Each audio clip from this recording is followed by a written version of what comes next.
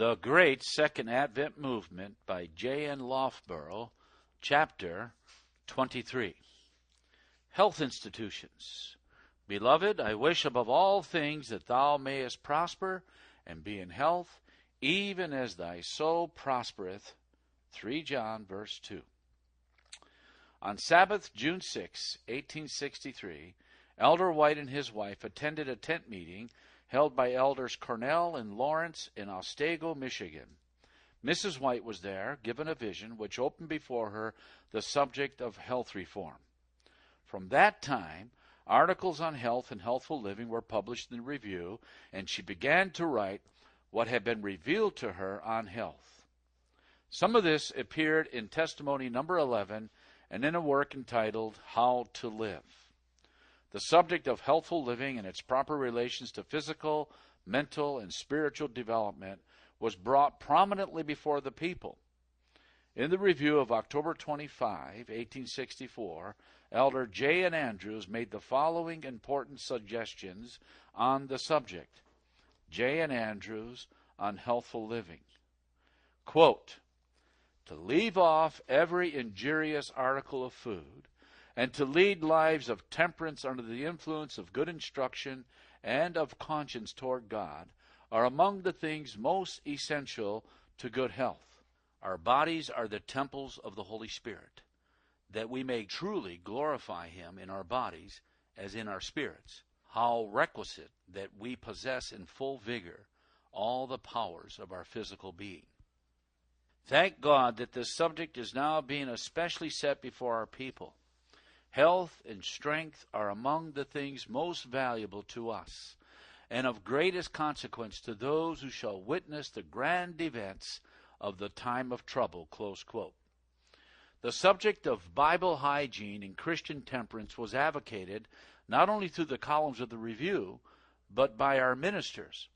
At the General Conference, May 20, 1866, the following instruction was given through Mrs. White. The same is found in Testimony number 11, a health institution to be provided. Quote, I was shown that we should provide a home for the afflicted, and those who wish to learn how to take care of their bodies, that they may prevent sickness, as unbelievers shall resort to an institution devoted to the successful treatment of disease and conducted by Sabbath-keeping physicians. They will be brought directly under the influence of truth.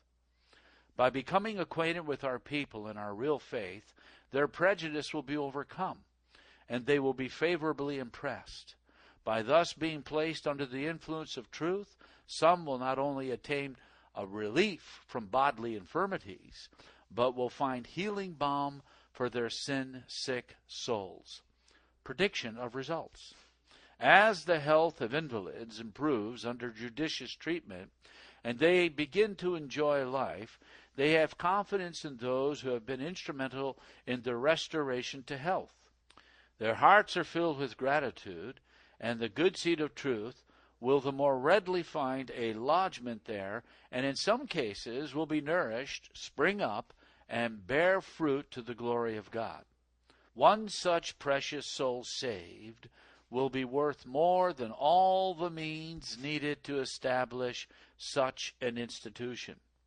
Some who go away restored or greatly benefited will be the means of introducing our faith in new places and raising the standard of truth where it would have been impossible to gain access had not prejudice first been removed from minds by a tarry among our people for the object of gaining health. Close quote.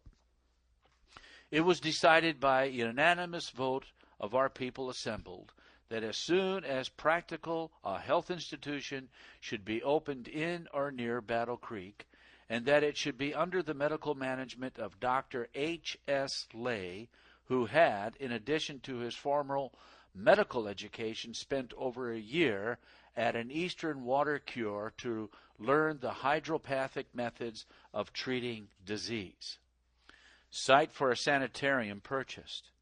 The establishing of such an institution at that time looked like a great undertaking, and had it not been for this encouraging testimony concerning the result, there would have been some delay in taking hold of the work. Instead of delay, however, only a few days passed after the close of the conference before the spacious dwelling house of Judge Graves, with 8 acres of land, constituting his beautiful place of residence in West Battle Creek, was purchased. Adjoining this building, a 2-story addition was at once constructed to serve as bathrooms.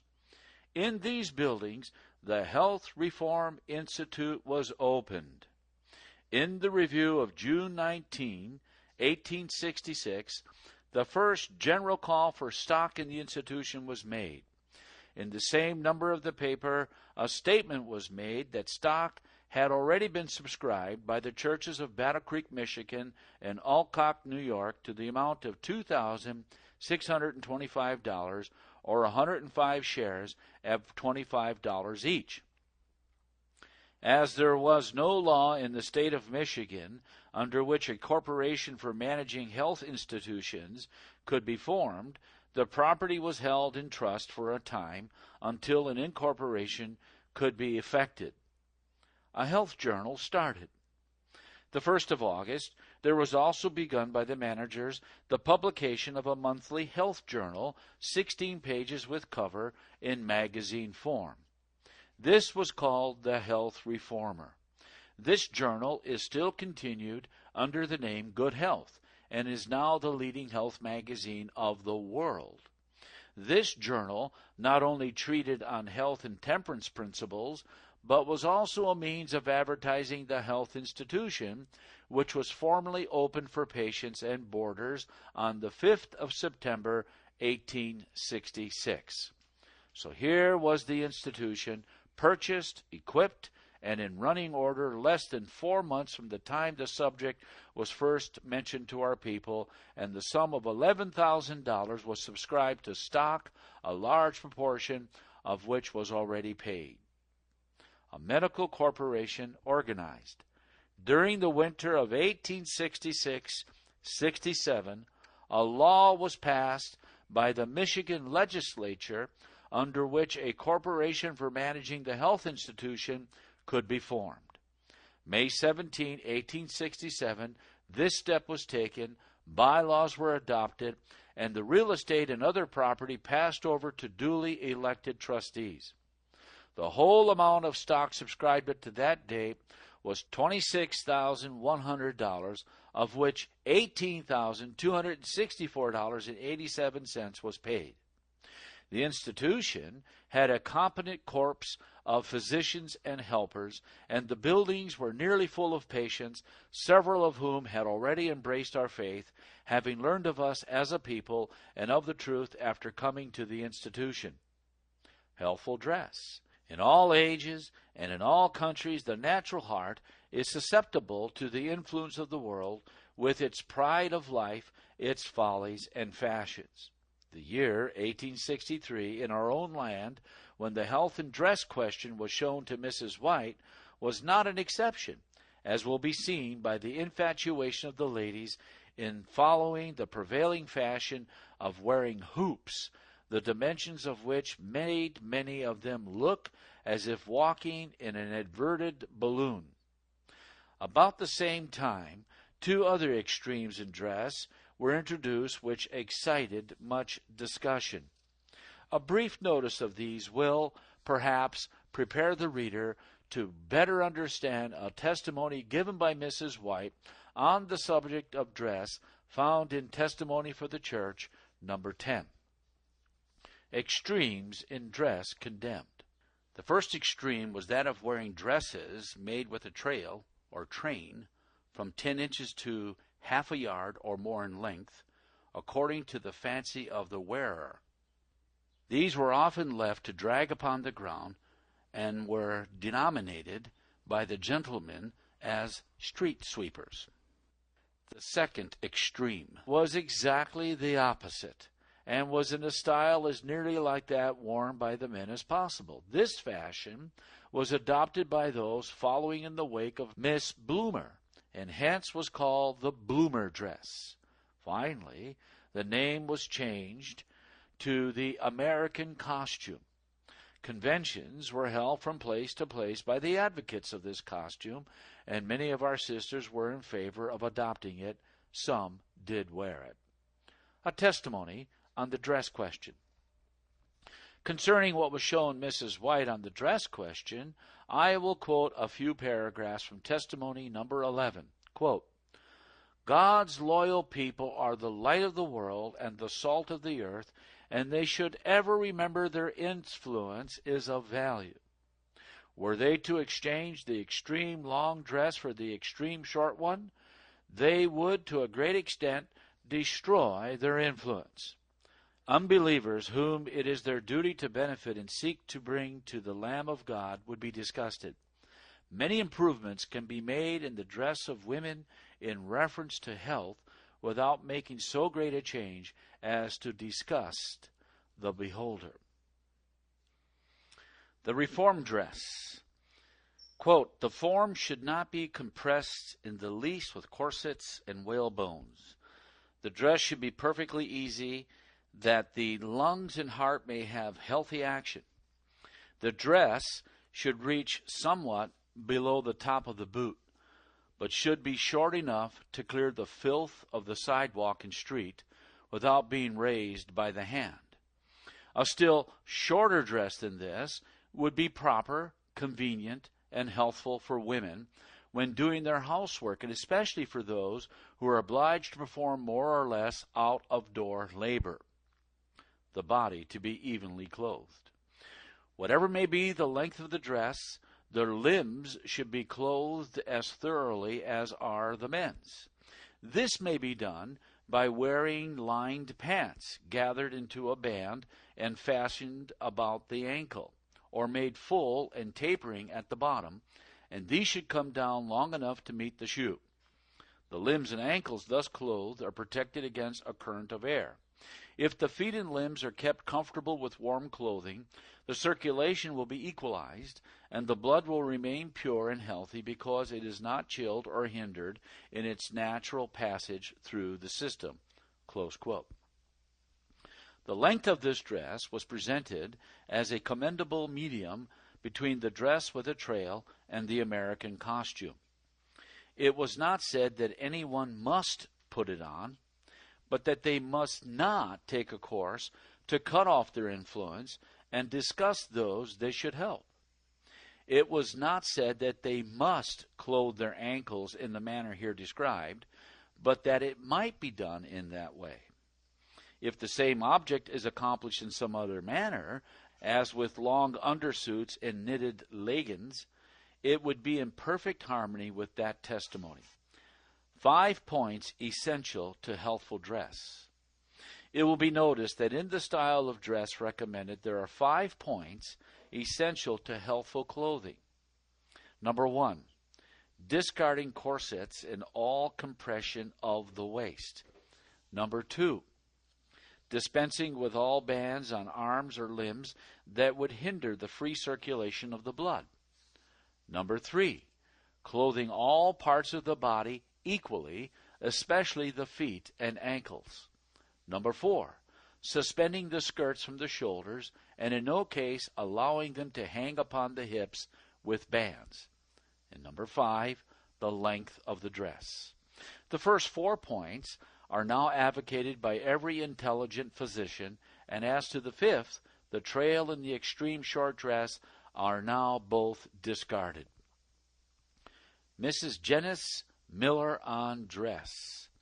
During the year 1890, Mrs. Janice Miller of New York, in the most scientific hygiene dress journal of the age, advocated that women shorten their dresses little by little so as not to make too abrupt a change until they are brought up to about the top of a lady's boot, just the length that testimony number 11 advocated. Dr. Troll's endorsement.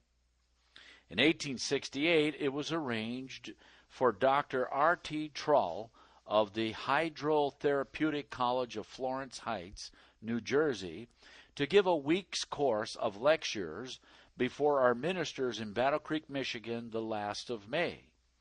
During the course, the doctor was the guest of Elder White. Mrs. White did not attend the lectures, but as the doctor would ride out daily in the carriage with Elder White and his wife and Elder J.N. Andrews, it was understood that he was to listen to her ideas of hygiene, disease and its causes, the effects of medicines, etc. She simply talked what had been shown to her in vision, not telling, however, the source whence she derived her knowledge. The doctor stated that medical science was in harmony with the ideas expressed by her. Elder Andrews told me that on concluding the conversation of the second day, the doctor asked Mrs. White where she graduated in medical science. He was surprised on learning that she had never studied these things, but was given him the result of what had been shown to her in Otsego, Michigan, June 6, 1863. He assured her that her ideas were all in the strictest harmony with physiology and hygiene, and that on many of the subjects she went deeper than he ever had. After about 5 days of such rides and talks, the doctor wanted to know of Elder White why he was invited to leave his college to lecture before the ministers in Battle Creek. Said he, "Mrs. White is just as well prepared to give them the needed instruction in hygiene as I am." Medical science approves. Her numerous writings on the various branches of practical hygiene have been for years before the public, and many of them are now compiled in a volume entitled Christian Temperance and Bible Hygiene. Some of the best educated physicians have declared, after a careful examination of these writings, that medical science is in perfect accord with them. With her, they are not the result of study, but simply the writing of what the Lord has revealed to her in vision. Dr. Kellogg's testimony. As a testimonial of how the researchers of medical science accord with what was opened in vision before Mrs. White in 1863, I will quote from the preface to Christian Temperance, words written by J.H. Kellogg, M.D., who stands at the head of the world-famous sanitarium of Battle Creek, Michigan. He says, quote, Number 1. At the time of the writings referred to first appeared, the subject of health was almost wholly ignored, not only by the people to whom they were addressed, but by the world at large. Number 2. The few advocating the necessity of a reform in physical habits, propagated in connection with the advocacy of genuine reformatory principles, the most patent, and in some instances, disgusting errors. And number 3. Nowhere and by no one was there presented a systematic and harmonious body of hygienic truths free from patent errors and consistent with the Bible and the principles of the Christian religion. Under these circumstances, the writings referred to made their appearance. The principles taught were not enforced by scientific authority, but were presented in a simple, straightforward manner by one who makes no pretense to scientific knowledge, but claims to write by the aid and authority of the divine enlightenment. The principles have stood the test. How have the principles presented under such peculiar circumstances and with such remarkable claims stood the test of time and experience is a question which may very properly be asked. Its answer is to be found in facts which are capable of the amplest verification. The principles which a quarter of a century ago were either entirely ignored or made the butt of ridicule have quietly won their way into public confidence and esteem until the world has quite forgotten that they have not always been thus accepted. New discoveries in science and new interpretations of old facts have continually added confirmatory evidence until at the present time every one of the principles advocated more than a quarter of a century ago is fortified in the strongest possible manner of scientific evidence. Proof of the divine origins of the visions. It certainly must be regarded as a thing remarkable and evincing unmistakable evidence of divine insight and direction that in the midst of confused and conflicting teachings, claiming the authority of science and experience, but warped in ultra notions and rendered impotent for good by the great admixture of error, it must be admitted to be something extraordinary that a person making no claims to scientific knowledge or erudition should have been able to organize from the confused and error-tainted mass of ideas advanced by a few writers and thinkers on health subjects a body of hygienic principles so harmonious, so consistent, and so genuine that the discussions, the researches, the discoveries, and the experience of a quarter of a century have not resulted in the overthrow of a single principle, but have only served to establish the doctrines taught. Close quote. Dated Battle Creek, Michigan, 1890. The health institution enlarged. Under the management of J.H. Kellogg, M.D., who became connected with the institution as a physician-in-chief in 1876, it was found that the demand for treatment was so great that in the spring of 1877, more room must be provided. The name of the institution was in 1876 changed from Health Reform Institute to the Medical and Surgical Sanitarium, and in 1878 a new main building was erected. This structure was 136 by 46 feet in size, 4 stories above the basement. It was heated throughout by steam and lighted by gas. Shortly after its opening, it was nearly filled with patients and guests. Up to that time, what had been predicted in 1866 by the testimony of Mrs. White respecting the institution had been most strikingly fulfilled. Scores had already accepted the light of present truth, whose attention had first been called to this people by their coming to the institution in pursuit of health. Rural Health Retreat. In the Signs of the Times of November 22, 1877, M.G. Kellogg, M.D., half-brother of J.H. Kellogg, announced that he had secured grounds on the side of Howell Mountain, 2.5 miles northeast from St. Helena, Napa County, California, and was about to erect a building to be called the Rural Health Retreat, located by the side of Crystal Springs. During the winter of 1877-78, a building was erected and was opened for the treatment of patients in the early part of 1878. This health retreat, like the parent institution, the sanitarium in Battle Creek, has not only grown in proportions, but has also been a place where very many have been brought to the knowledge and acceptance of the message. The Pacific Health Journal. The summer of 1885 was quite an eventful period of progress in the cause of the third angel's message. The 1st of May, the Rural Health Retreat at St. Helena was placed under the medical management of a regularly graduated physician.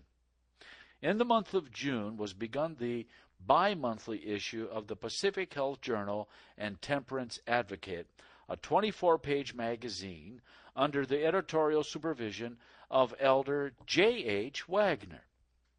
By these agencies, new life came to the health institution, which, instead of losing as in previous years, began to show from year to year a net profit in its workings of from $2,000 to $4,000 per year. Until the year which closed April 1891, it showed a net gain of over $12,000. At the meeting of the Rural Health Retreat Association at St. Helena, 1887, the following statement was made in reference to the finances of the institution. May 1st, 1885, the net worth of the institution was only $5,322.76, or $2,547.24 less than all the stock that had been issued up to that date.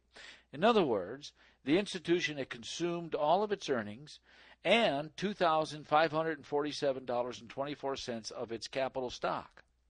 April 1, 1887, the value of the institution above all its debts was $21,372.64, or a gain in 23 months of $16,049.88. Of this sum, stock had been taken to the amount of $5,280, and donations had been made to the institution to the amount of $2,497.60. So on the workings of the institution, there was a net gain of $8,272.28. About this time, the Pacific Health Journal was issued as a 32-page monthly with a cover and was found to be of still greater service in advancing the interests and principles of the institution. Charitable work. In the Medical Missionary for January 1891, speaking of the Battle Creek Sanitarium, Dr. J.H. Kellogg said, quote, "The charity treatment administered during the quarter of a century which the institution has existed amounts to considerable more than $100,000, several times more than the capital stock originally invested. In addition to the charity work referred to, the institution has sent out lecturers, nurses, instructors in cooking schools, and other persons who have been trained for various lines of missionary work." Close quote. A plea for the orphans. At the General Conference, March 8, 1891, Dr. Kellogg made a very earnest plea in behalf of the orphans. He said, quote, "I find myself appointed a delegate at large, and I'm going to represent the unrepresented, the orphans, who have no one to care for them." Close quote. Mrs. Haskell's $30,000 gift. In the Home Missionary for January 1892, a strong plea was made for means with which to provide a home for the orphan children. In that journal were the names of those whose pledges for the home amounted to $17,716, too small an amount, the promoters of the enterprise thought, for so large an undertaking, hence a delay in the execution of the work was feared. But he who sees the end from the beginning, and who owns the cattle upon 1,000 hills, so ordered events that a wealthy lady, not of our faith, Mrs. Caroline E. Haskell of Chicago, widow of Mr. Frederick Haskell, on hearing of this contemplated work of charity, at once placed at the disposal of the building committee the sum of $30,000, with the simple stipulation that it be wholly used in building an orphanage according to the plans previously outlined, that it be conducted in a broad and liberal spirit, and that the institution be called the Haskell Memorial Home in memory of her deceased husband. With means thus furnished, the Medical Missionary and Benevolent Association was enabled during the year to erect and open the building as an orphan's home. This building was dedicated January 25, 1894. For much of the time since that date, the family, consisting of orphans, helpers, and teachers, has averaged 100. The James White Memorial Home. Besides the care and support of these orphans, this association has the management of another charitable institution called the James White Memorial Home, where more than a score of aged and homeless people are cared for and made comfortable. Medical missionaries. In this line of work, another aggressive step was taken when the training of medical missionaries was undertaken. In commendation of this effort for the uplifting of humanity, Mrs. White, when writing from Preston, Australia, September 16, 1892, said, quote, "I could wish that there were 100 in training where now there is one. It ought to be thus. Both men and women can be more useful as medical missionaries than as missionaries without a medical education." Close quote. The number taking a course of instruction preparatory to entering a life service of this character has been largely augmented since the above was written. Growth of the health work. In the Medical Missionary for January 1894 is a brief statement setting forth interesting facts respecting the growth of the health work. It reads as follows, quote, "The Health Reform Institute was organized in 1866.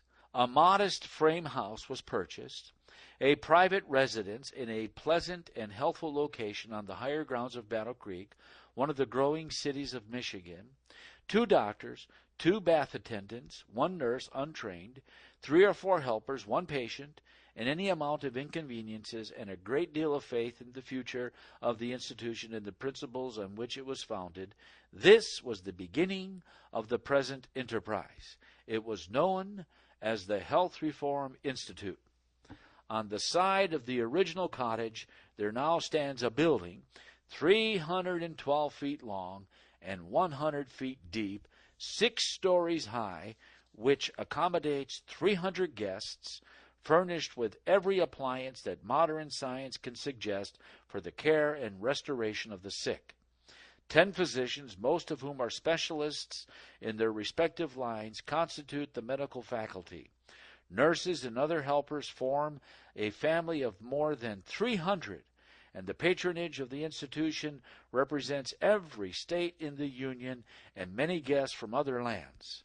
Its doors are always open to the missionary, home or foreign, of whatever name, and the family is rarely without 1 or more of these guests." The Sanitarium Hospital. The hospital was erected in 1888, a building 100 by 60 feet, 5 stories high. 3 of the upper floors of the building are used for the surgical department of the sanitarium, patients' rooms, and wards. Offices for the charitable work of the institution are also found here.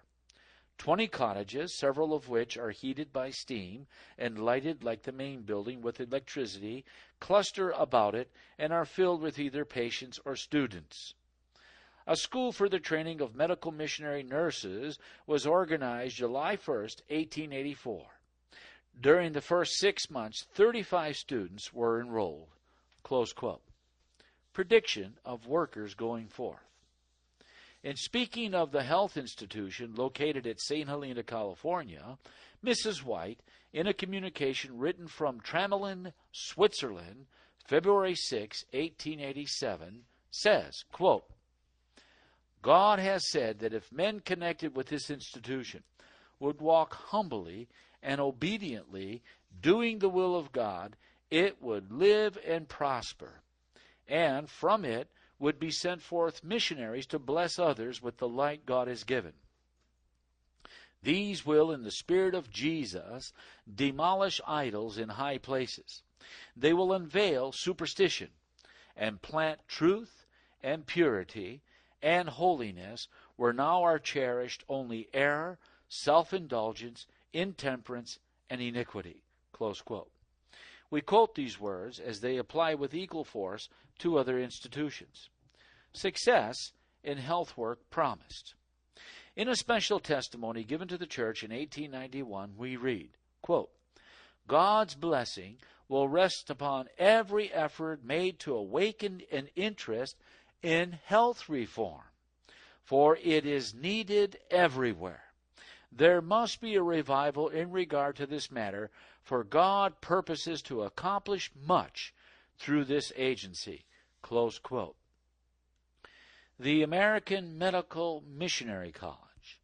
Step by step, the light advanced on the rational mode of treating disease until in June 1895, a demand was created for the organization of a medical educational institution. In compliance with this demand, the American Medical Missionary College was organized for the special purpose of training physicians to work under the Seventh-day Adventist Medical Missionary and Benevolent Association in home and foreign fields.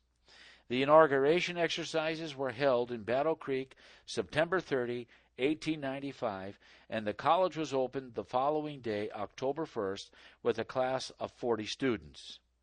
In the college announcement, we read, quote, "The college is incorporated in Chicago under the laws of the state of Illinois. The course of study will be as thorough as that of the best medical schools in the United States. The instruction will be given partly in Chicago and partly in Battle Creek, Michigan." Close quote. Concerning those preparing for medical missionary work, we read the following in the Medical Missionary of August 1895. Quote, "The class of nurses now in training at the Battle Creek Sanitarium Training School for Nurses numbers over 250. Every one of these who is now competent to engage in medical missionary work has a position assigned him. Nurses are wanted for the South Sea Islands, India, and West Indies, South America, 25 or 30 for the southern states of the United States, and for our large cities." Close quote. Growth of the medical missionary work. At the graduating exercises of the Sanitarium Missionary Nurses class held in the Tabernacle November 5, 1895, Dr. Kellogg said, quote, "A dozen years ago, at an exercise of this kind, 2 nurses graduated. At the present time, there is a corps of between 300 and 400 nurses. There are 19 physicians at the sanitarium and 22 at similar institutions, more or less connected with the sanitarium and under the supervision of the Medical Missionary and Benevolent Association. 53 of our nurses are in different foreign countries, in Sweden, Old Mexico, Gold Coast of Africa, Australia, South Africa, Denmark, India, New Zealand, Samoa, and British Guiana. There are 63 medical students now in training. 41 of these are here, 22 at the University of Michigan and other schools. 22 nurses graduate here tonight who are fully prepared to go forth as approved nurses." Close quote. In tracing the growth of our health institutions to 1902, we find the Battle Creek Sanitarium with its medical college and training school for nurses to be the largest institution of the kind in the world owned by Seventh-day Adventists. The main buildings burned. On the night of February 18, 1902, the large main building with its fine equipments and the commodious hospital were consumed by fire. There were 400 invalids and guests in the buildings at the time, but through the heroic efforts of the doctors, nurses, and helpers, and with the special protection of the Lord, these were all gotten out of the buildings without serious injury. The new sanitarium, another building, larger and more substantial than the former, has been erected on the site of the old buildings. The cornerstone of the present structure was laid May 12, 1902, and the building was dedicated May 31, 1903. The managers of the institution say of the new edifice that it is as solid and as enduring as a building can be made with iron, stone, brick, and cement. The equipment of the institution is in all particulars the most modern, complete, sanitary, convenient, and substantial to be obtained. And it is believed that, as it now stands completed, the Battle Creek Sanitarium offers facilities and conveniences for invalids which are certainly not surpassed. The aim of the managers of the institution has been to gather together in one place and under favorable conditions all the new methods and appliances for the treatment of the sick which are recognized in rational medicine, and to utilize these methods in a conscientious and intelligent manner. Close quote. Many sanitariums to be established.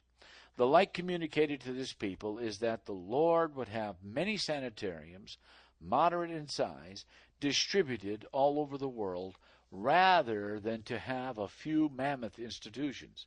We are glad to note that a beginning has been made in opening small sanitariums in various parts of the world, especially during the last decade. In the General Conference Yearbook for 1904 is a list of over 100 of these smaller institutions.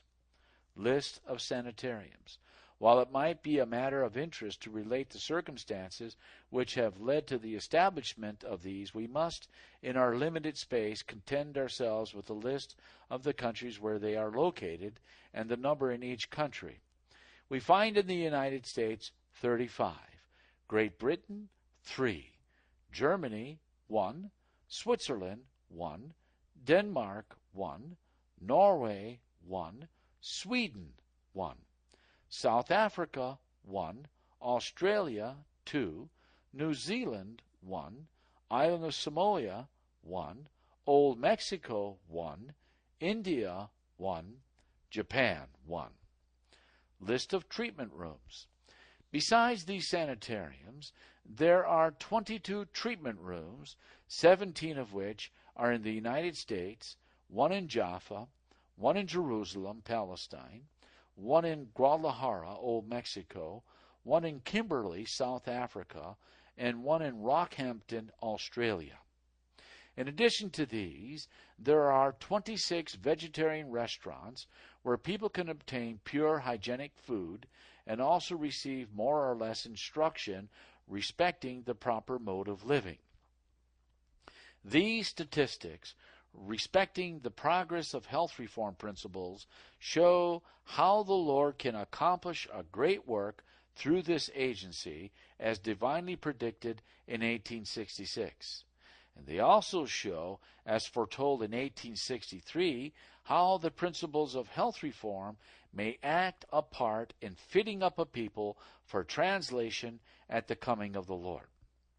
So may these health institutions increase to 100-fold, and soon accomplish that for which they were appointed and designed.